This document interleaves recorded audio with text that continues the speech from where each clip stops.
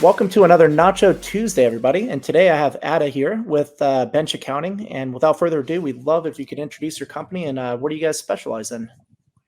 Absolutely. Thanks for having me. So we are Bench Accounting. We are a bookkeeping and tax filing service supporting small business entrepreneurs that traditionally get left behind by the accounting industry. Yep. Bookkeeping, full stop, is low margin product. So most accountants don't actually want to spend their time doing the books for small businesses. Instead, they typically offer that year-end cleanup, leaving you without financial insight throughout the year. So at Bench, we believe that no business owner should spend their evenings and weekends poring over bank statements, payroll documents, merchant reports, and countless receipts at the dining room table to compile their financials. We pair a real human team of bookkeepers with simple, intuitive software to do that for you. Yeah, that's a good point because a lot of SMB owners, they probably stand to save the most and really need to save the most with their operational expenses and kind of understand where all the cash flow is going and everything like that. But consequently, don't have enough time for it too. So that's where a service like you guys really come in to be handy for them. Absolutely. Yes. Every entrepreneur I speak to is wearing far too many hats, and Yep. bookkeeping constantly falls to the wayside. Yep. Yeah, and you got to know your numbers in your company too. But not a lot of founders want to be growing and building as opposed to pouring through books. Mm-hmm, mm-hmm. Right. So tell us how did you get to where you're at in your career? Tell us more about your position over there at Bench Accounting and what kind of led you down this path to becoming a part of the Bench Accounting team. Absolutely. So I lead partnerships here at Bench Accounting. I'm senior director, but I got my start as an entry-level sales rep, knowing nothing about sales and certainly nothing about the complexities of navigating the US tax system and what the heck bookkeeping is.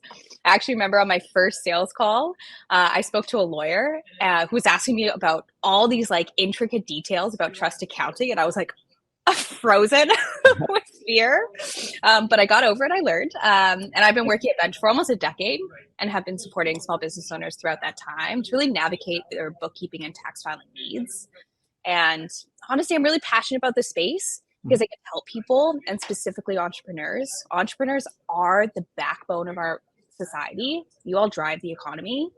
And what I hear from folks like you all the time is that you didn't start your business because you're passionate about back office tasks like that are required by the US government, like bookkeeping and taxes. And you also don't know what you don't know. Like, rarely do I speak to business owners that actually studied accounting in school.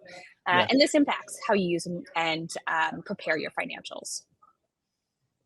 Yeah, that's a great point. So how many years have you been at Bench Accounting? Coming up on 10. Oh, wow, 10 years. Wow. Yeah. That's a Yeah. quite a nice. Well, yeah, it sounds like you're doing the right thing over there.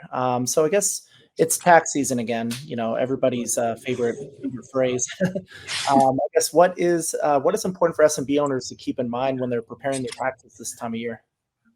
Yes. Okay. This is such an important topic. So, first things first, I want to acknowledge that taxes feel scary and confusing for a reason. Straight up, the US tax filing system is complicated for a reason. People pay more in taxes and penalties than they need to, oftentimes just to make the problem go away.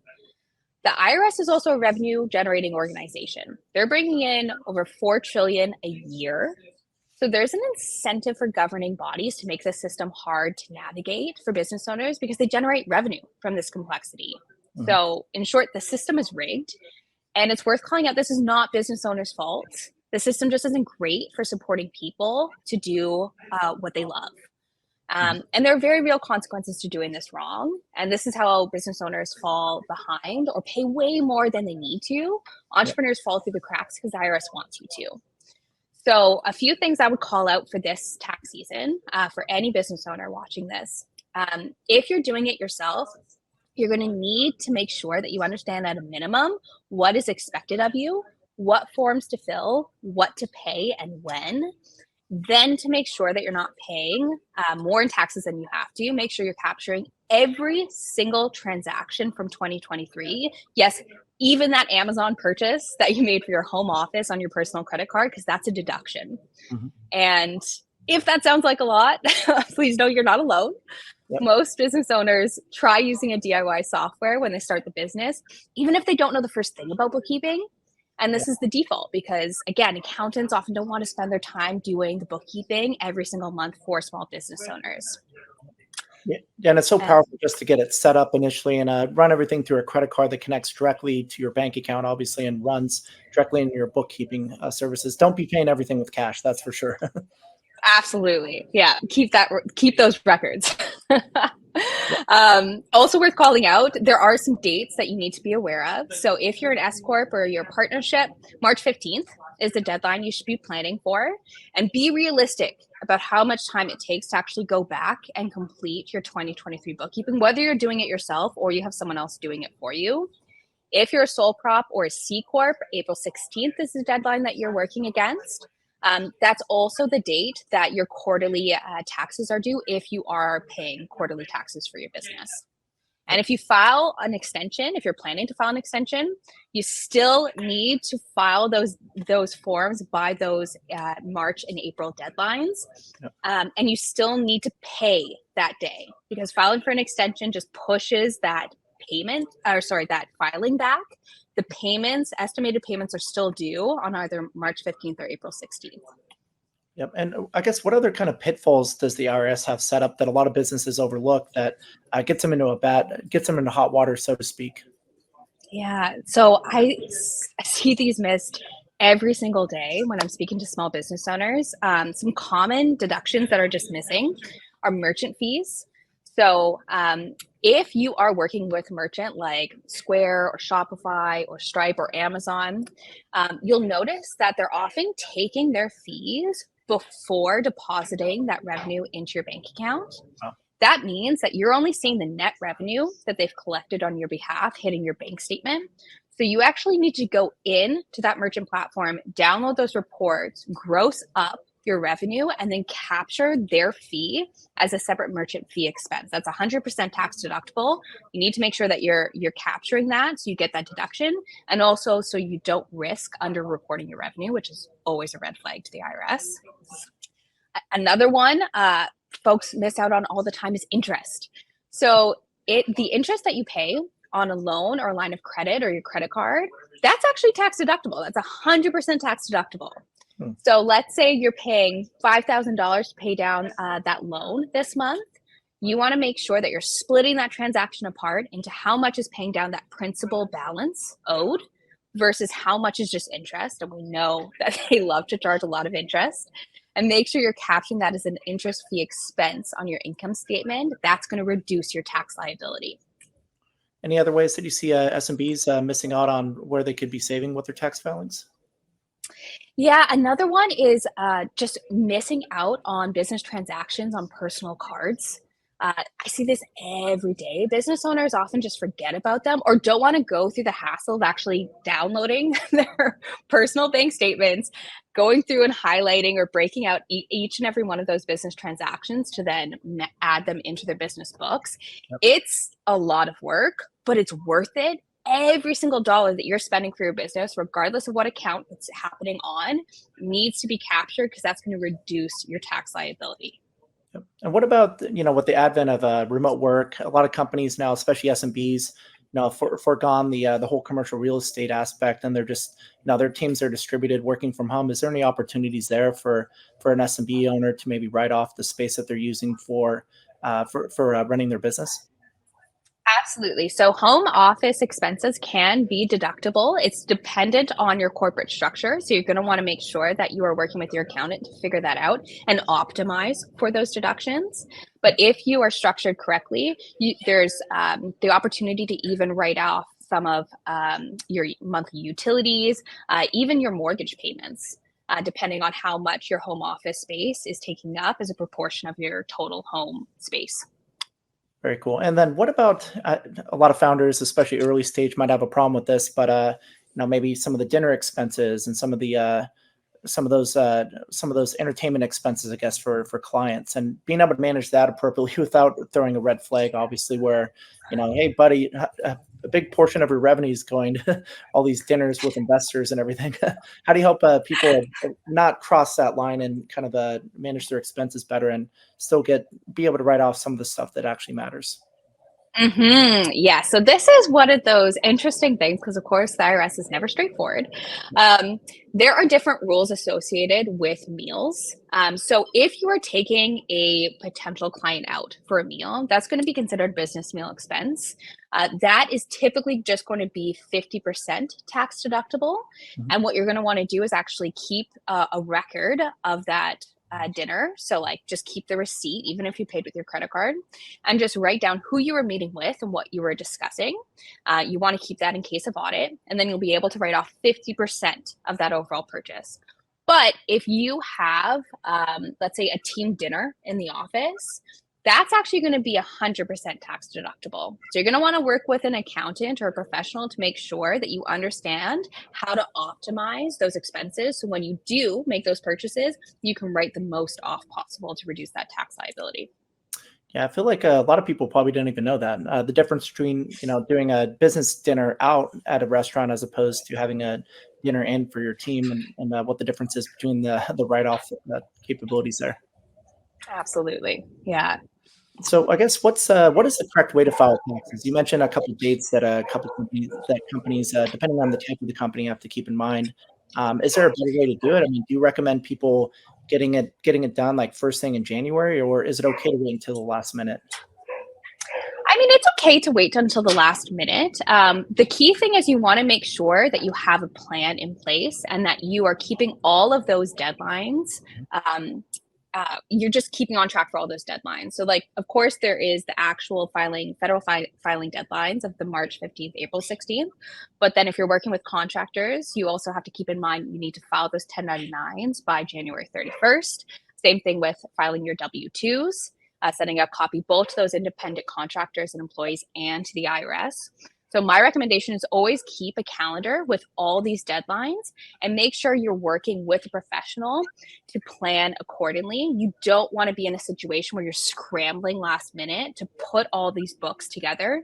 That's where deductions are missed, and that's where you're going to end up filing more than you need to, or filing late and incurring those fines and penalties. Yep. That's a good point. Has there been any recent developments with IRS filings over the last few years that business owners should be aware of?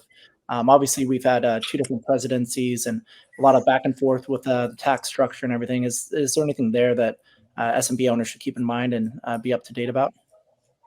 I think the key thing is because tax law is so nuanced Mm. and it impacts different entity structures differently, you got to speak with an accountant. If you're not working with an accountant now, reach out, even if it's just like a consultative call, and even if you don't want to use them for your actual filing, and make sure that they are walking you through your individual situation to make sure that you understand how all of these various changes and likely upcoming changes with the elections coming up could impact your business. That's a great point. So I guess what other tips would you offer for any other exemptions? We're trying to get as much information out of you as possible. We have a lot of SMB owners that tune in for a show, and we'll see this content afterwards as well too. But is there any other nuanced exemptions that business owners should be aware of? Yeah, the way that I would think about it, or the way that I recommend small business owners proceed, is think about what kind of questions you should be asking. So, if you're working with an accountant, um, it often happens in a black box. Like you hand off some reports and documents to them, and then they work some magic and create that tax return. Mhm. You don't really have insights into the process and categorization. You just kind of trust that it's happening. Yeah. So my recommendation there is like book a call and actually ask questions about how they are maximizing your return. Yeah. And keep in mind that tax season is the playoffs for accountants. There's a national shortage right now. So get that call booked in now or book a call in with Bench. We're happy to help. If you're working with a bookkeeper, you want to be particularly cautious and curious. There are some incredible bookkeepers out there, but there's also no accreditation to be a bookkeeper, unlike an accountant. So you want to make sure you ask questions to get confident that they know what's best for your business and are truly maximizing your returns. So you're getting all the deductions that you are entitled to. So ask them about those merchant fees. Ask them about how they're collecting and breaking out your interest. Ask them about those business meals. This is all to make sure that you're not paying more in taxes than you need to. Yep. And if you are doing the bookkeeping yourself, and there's a lot of folks out there that are doing that, some people love doing the books themselves and are confident in their accounting knowledge. So if that's you, all the power to you. My only ask there is make sure you're staying on top of the US tax code. There's 7,000 pages of it. It would take a week to read. Yeah. Yes, Take real quick to summarize it. Yeah, absolutely. Take training on how to use your DIY software. So if you're using QuickBooks, go through all those QuickBooks tutorials. It's worth it. And if you're working with an accountant, make sure that they have agreed to do a high quality review of the books that you're preparing. So again, you're not missing out on those deductions. Yep. What are your thoughts on it? Is there any credits available? Like I know there's R&D tax credits for companies that they could take advantage of. Could you explain maybe what that opportunity is and maybe some other tax credits programs that might be out there that a lot of SMB owners might not be aware of? There are a ton.